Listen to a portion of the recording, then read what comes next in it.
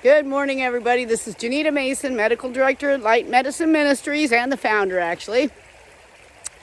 Today is the number 5, the root cause, the 5th root cause of disease, okay?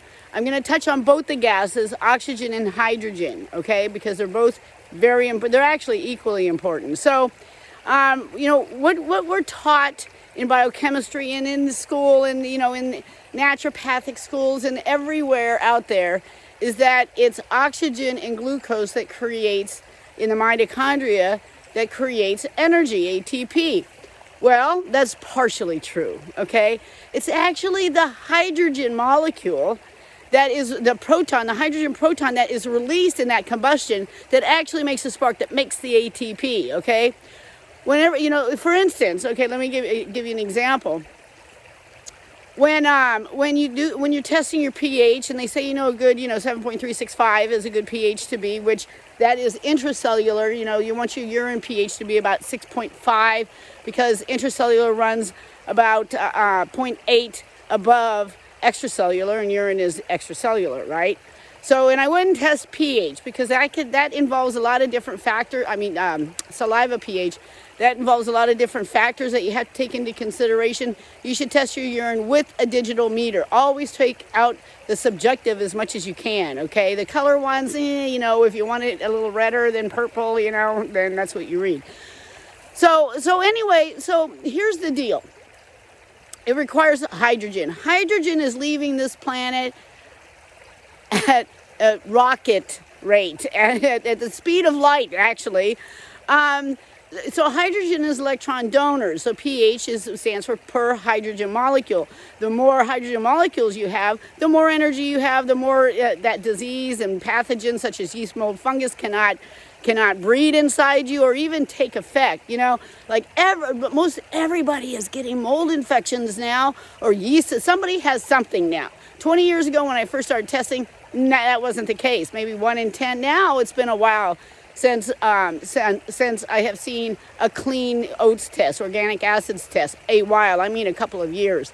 So when you have a higher pH, like don't you think the settlers lived in moldy log cabins and stuff? Come on, they were inundated with mold. So because they had healthy immune systems, alkaline pHs, the food was correct, they had a diverse diet, et cetera, et cetera. There wasn't pesticides and all these toxins killing their microbiome. They were making lots and lots of hydrogen in the gut because that does happen. That's why the gut is the seat of your immune system.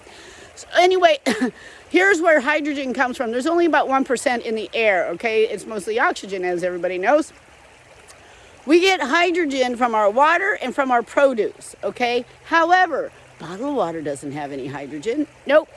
And our produce and our rainwater doesn't have any hydrogen. So our produce and water are so depleted of hydrogen because hydrogen is an electron donor, okay? It's an antioxidant. So it's going around all this deluge that we're inflicting on the planet, all this oxidative stress. The hydrogen is being soaked up trying to stabilize the free radicals in plants and water. It's trying to stabilize the water. It's trying to stabilize the plants that we eat. So the plants and water are deficient as well. In fact, that's one of the reasons, by the way, just a side note, that waterfalls are so attractive to us because intuitively we know that higher pHs are the more electrons, very peaceful, very calming. Okay, so anyway, hydrogen is leaving. In fact, that's why I bought $30,000 of hydrogen professional medical grade hydrogen machines for the clinic. It's that important because I have to get the hydrogen going in your body immediately to start getting the energy up, raise the transmembrane voltage, cure that cancer, cure that Parkinson, get things moving, intracellular and extracellular, of course.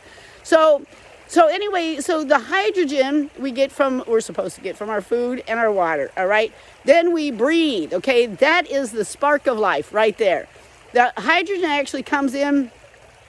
Our DNA are photons, right? The DNA is actually light, okay? Various frequencies of light. And the higher our hydrogen content, which talks to the ethers, by the way, it goes back and forth, it connects back and forth. the more, and then we breathe, that's the breath of life. You have to breathe before you say something. Genesis. God said, let there be light. Well, you had to breathe first. You need that oxygen and hydrogen. But anyway, that gets the party started, right? So you have to pay attention to an alkaline diet. But honestly, even alkaline diets don't do what they used to do 20 years ago for the pH. 20 years ago, we actually have to do some, help that out. And I teach that at the clinic, how to do that. The little hydrogen machines, the $200 ones, they help, they help.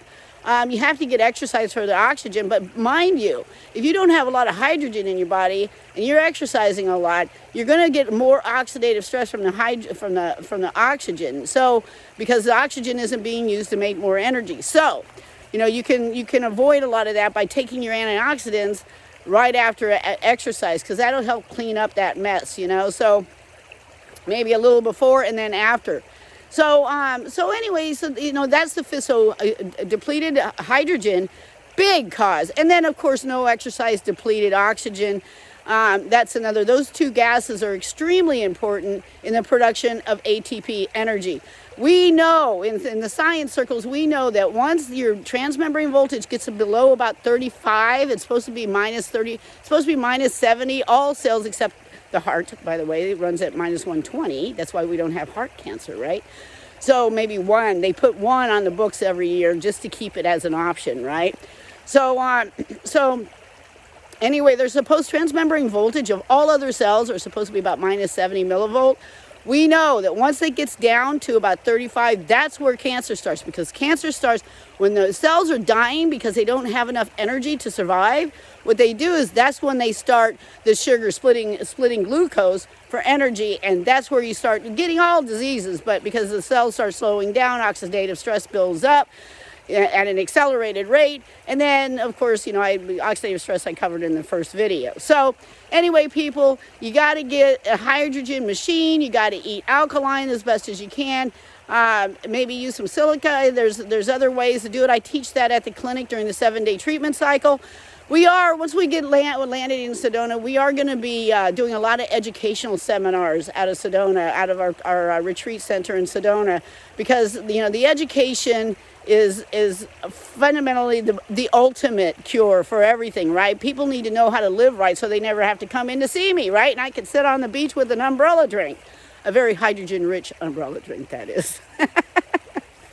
Anyway, so pay attention to I have tons of videos on this. They're going to be on there's some on Brighteon. I'm moving from YouTube to Brighteon, brighteon.com.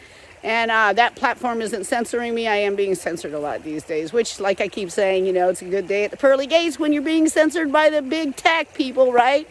All right, folks, this is Genita Mason, Medical Director at Light Medicine Ministries, www.lightmedicineministries.com. You can reach us directly at retreats@lightmedicineministries.com. And our phone number is 877-285-9266. Look us up for a 7-day retreat. Put it all back together. All right, I'll talk to you soon. Bye-bye.